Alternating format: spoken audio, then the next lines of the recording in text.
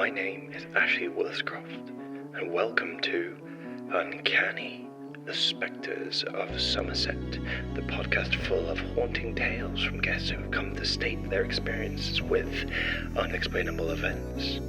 Tonight, we are diving into a story about a local fisherman, describing his story with paranormal activity and a haunting fishing trip to deep water.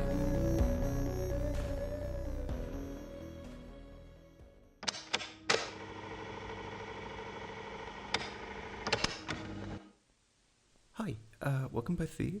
Thank you for coming on. So, would the two of you like to introduce yourselves and why you've come to make your statement? Hello, I'm Chris. I'm an angler that lives local, and I'm here to talk about something I can't tell anyone else without them thinking I'm mad or lying. Hello and good evening. My name is Richard. I'm here to help explain Chris's story. Well, it's good to meet you both, formally. So, Chris, tell me about the ghosts of the deep. 22 years. 22 years I've been fishing all over the country, but mostly around Somerset. This is my life and my trade.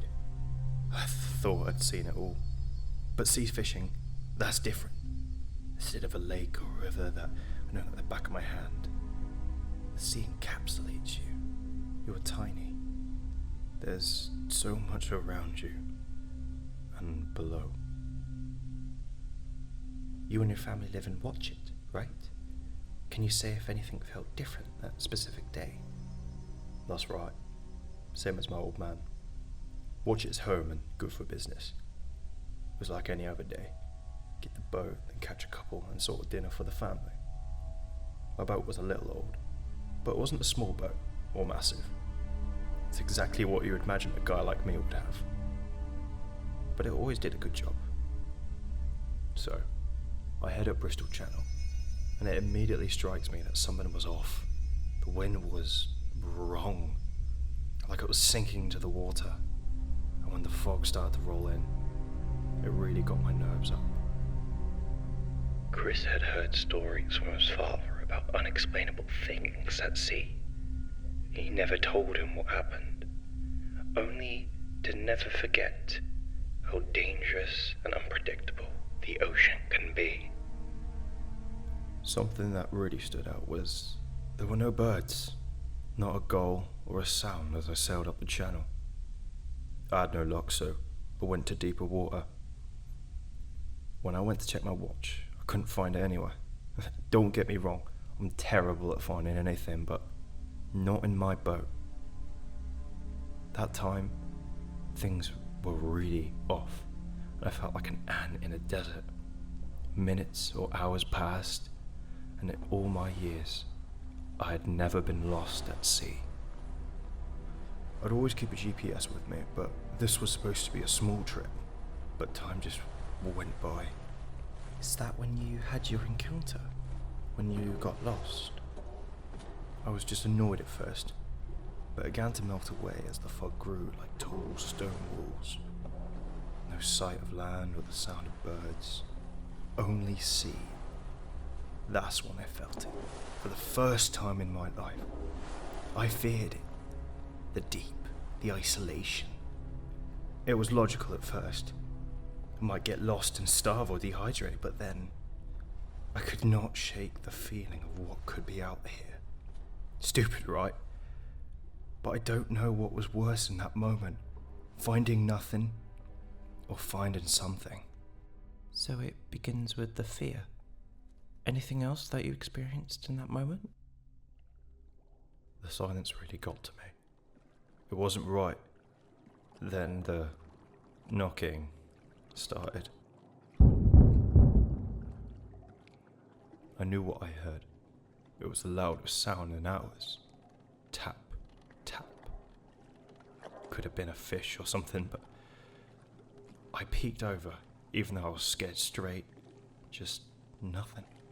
Just deep blue. And again, this time on the other side. But like someone was knocking on a door. Nothing a fish could do. You heard knocking at the bottom of your boat? I thought I'd lost it. You hear a lot about sailors losing their minds at sea, hearing and seeing stuff that's not there. I could feel it. Through my whole body, the vibrations. It grew louder after every knock. From the front and then the back to front, heavy blows like a hammer. I shouted for it all to stop. I couldn't think of anything else, but it did. Returning to the silence. That's when I heard it from below me.